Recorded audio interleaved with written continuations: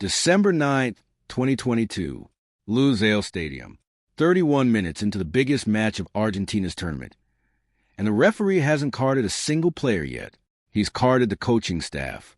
By the time the final whistle blew, this match would set a record that still stands today. 18 yellow cards, 1 red, a referee sent home by FIFA, never to officiate again. And it all started before Argentina's players had even done anything wrong. This is a story of the most chaotic 90 minutes. Well, it wasn't 90. It took 129 in World Cup history.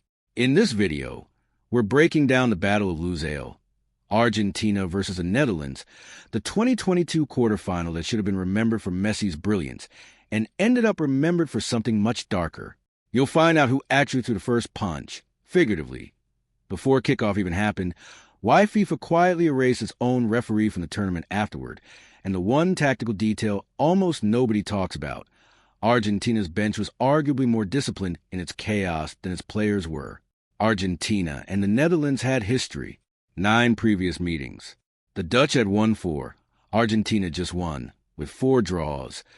2 of those settled by penalties, including a tense, scoreless 2014 semifinal that Argentina eventually won on spot kicks.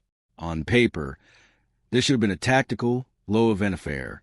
Argentina had Messi chasing the one trophy that had eluded him his entire career. The Netherlands, under 71-year-old Louis van Gaal, were unbeaten in 19 straight internationals. But nobody talks about what happened in the week before kickoff. Van Gaal gave an interview suggesting Messi didn't track back enough, that he wasn't a true team player.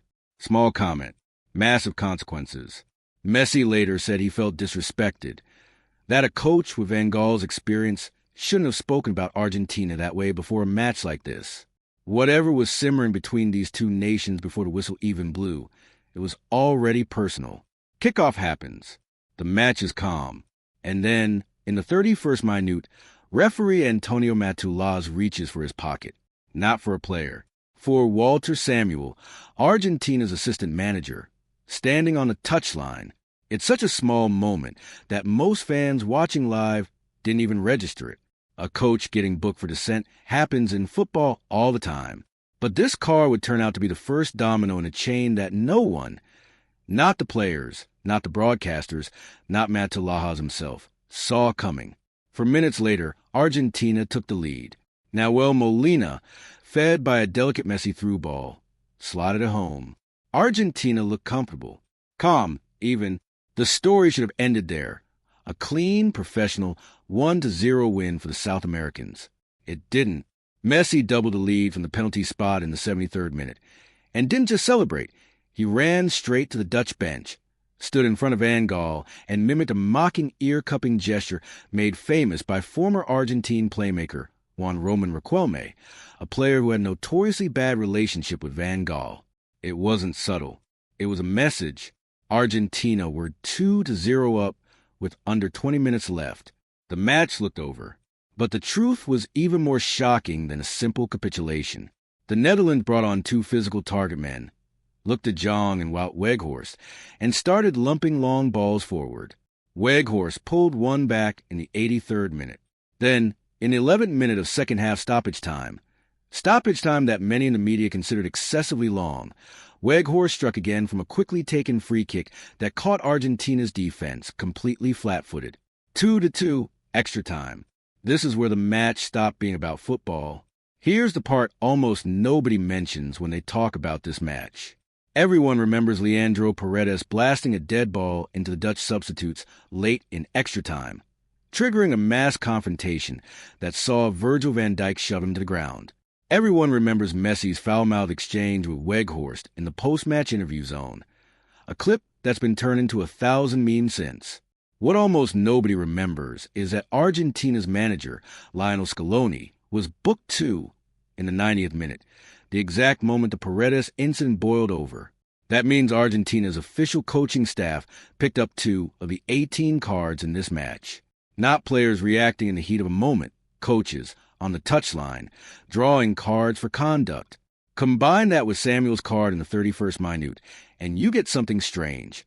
Argentina's bench was booked before almost anyone else on the pitch, and booked again at the exact moment the match boiled over completely. It's not proof of a plan, but it is proof that the chaos wasn't confined to the 11 players on the field. It ran through the entire Argentine operation, top to bottom.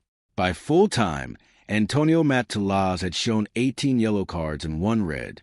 Denzel Dumfries, booked twice in the penalty shootout itself. That broke the previous World Cup record of 16, set in the 2006 Battle of Nuremberg between the Netherlands and Portugal, meaning the Dutch have now been on the losing end of the 2 most card-heavy matches in World Cup history. This changed football forever, at least administratively. FIFA's review of the match was so unflattering toward Mateu Lahoz's performance that he was pulled from officiating any further matches in the tournament.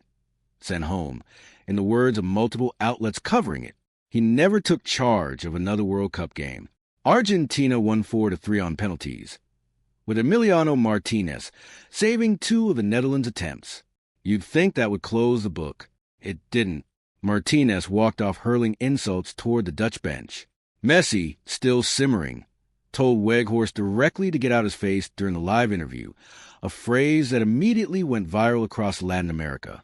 And almost a year later, Van Gaal reignited the entire feud from retirement, telling Dutch media he believed the tournament had been premeditated for Argentina to win, citing the exact incidents we just walked through as evidence. His own players publicly disagreed with him. Virgil van Dijk and goalkeeper Mark Flecken both went on record saying they didn't share his opinion.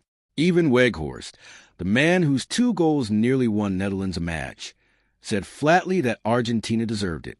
Messi, for his part, later admitted regret, not for winning, for the way he won, saying the tension of the moment made him do things he wasn't proud of. This single match didn't just produce a viral meme or a referee's exit. It became the reference point for FIFA's tightened guidelines on touchline conduct heading into future tournaments, and it cemented Argentina-Netherlands as one of the most loaded rivalries in the sport. One that history says is about to get a 7th World Cup chapter eventually, given how this rivalry keeps finding its way back to the knockout stage. So when people say Argentina's coaching staff got carded before the players did, they're not exaggerating for clicks. It happened twice, at the start of the chaos, and at its peak. The Battle of Lusail wasn't just a wild 129 minutes of football. It was a complete breakdown of control from the touchline to the penalty spot, and it changed how referees are reviewed at this level forever. If you want to see how this rivalry plays out in 2026, hit subscribe, because if Argentina and the Netherlands draw each other again, you already know it won't be quiet.